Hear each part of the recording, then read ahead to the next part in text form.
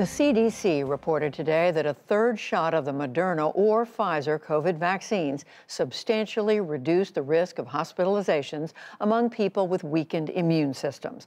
This comes after both vaccine makers announced this week that they are moving forward with clinical trials for new boosters designed to guard specifically against Omicron. Amna Nawaz is back with a look at some of these developments. She spoke earlier today with one of Moderna's top scientists. Dr. Paul Burton is the Chief Medical Officer of Moderna, and he joins us now. Dr. Burton, welcome to the NewsHour. Thank you for making the time. Thank you.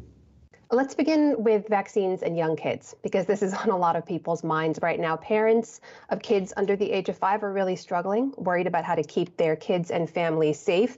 A couple of weeks ago, Moderna had announced you're going to share efficacy data on your vaccine for kids age 2 to 5 by March. So should we take that to mean that parents shouldn't expect a Moderna vaccine for those young kids anytime before March? Well, so look, first of all, I share those sentiments, certainly with Omicron. Those little kids, 2 to 5-year-olds, have been disproportionately impacted and affected, and it's an unmet need. We need a good vaccine for them. We are on track to have data, as you say, by March. We'll get that to regulators as soon as we possibly can afterwards. And the data that we've had in older children has been very reassuring. It shows excellent effectiveness. So I would be hopeful, we would be hopeful that the data from that study will be the same. And then obviously my R&D colleagues and the rest of the company will work with regulators to talk to the FDA and see how we can now get this approved. But that timeline means that no time before March should they expect that from Moderna, correct? I think that is a fair assessment, yes. I'd like to ask you about Omicron specifically as well. You've talked about making an Omicron-specific booster available later this year. I believe clinical trials for that have just started. I guess the question is, why would those boosters be available or be necessary even later this year? Do you believe that Omicron is going to continue to circulate for many more months? I think there's a couple of things. We presented some data in New England Journal of Medicine on Wednesday evening that showed that while there is still protection, there is waning of effect, waning of antibody levels around 6 months after a booster. I would also say it's clear to us now that Delta is still going to be here, Omicron is still going to be here. There's even now a stealth variant of Omicron. So I think as leaders in mRNA, as leaders in COVID, it's on us as Moderna to make sure that we have a vaccine available that can cover Omicron as well as Delta and other variants. It's our responsibility to make that, provide that insurance. You're saying this is something that Americans should expect to deal with for many months ahead? We believe so. I mean, we're not going to eradicate the virus. Omicron may go down in numbers. As we go into spring and summer, people get outside. Maybe we can see a reduction in cases. But think we've had days where 1.5 million Americans have been infected.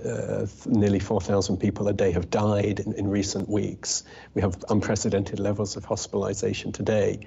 While it may come down, I think it's proven time and time again that this is a virus that can take really radical steps of evolution and surprise us. So I would predict that we will need a booster dose just to keep everybody safe and protected in the fall of 2022.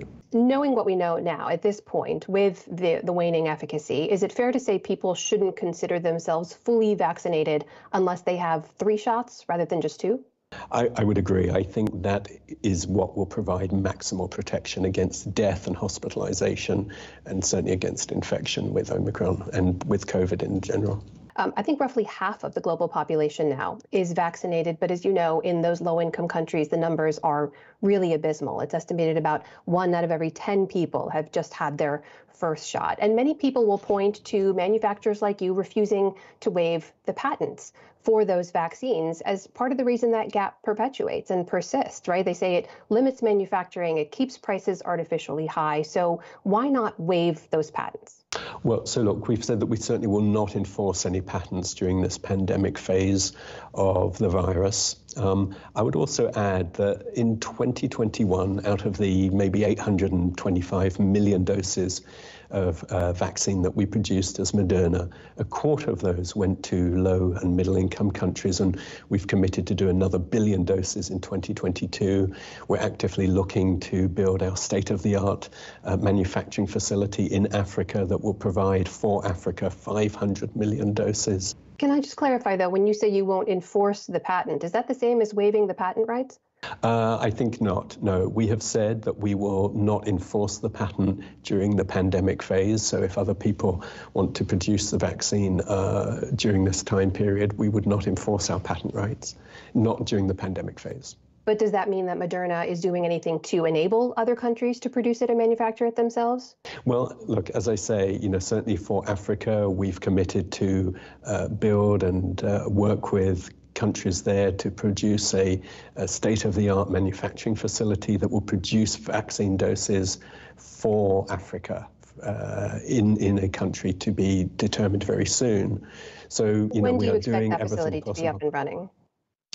I think we're still working. We're going to hopefully announce a country in coming weeks, and then we'll work as fast as possible to actually get the facility up and running. You've made billions of dollars on the sale of the vaccine, and mostly to wealthy nations. And there were numbers late last year, for those who track those vaccine shipments, that showed Moderna shipped a greater share of your doses to wealthy countries than any other vaccine manufacturer. So what would you say to critics who point to those facts and that say Moderna has not done enough to help those low-income countries? As we now go into this next phase of the pandemic and hopefully into the endemic phase, we'll continue to supply as much vaccine as we can to those low and middle-income countries, and we'll expand our manufacturing facilities in those countries as well. So we're working with governments, we're working with those regions, again, to do everything possible. But it's a very difficult situation to supply as many people as have been asking for our vaccine throughout last year. But I think we're in a better position now this year. We've learned a lot, and I think 2022 will see, a new opportunity for us there. That is Dr. Paul Burton, Chief Medical Officer of Moderna. Dr. Burton, thank you for your time. Thank you.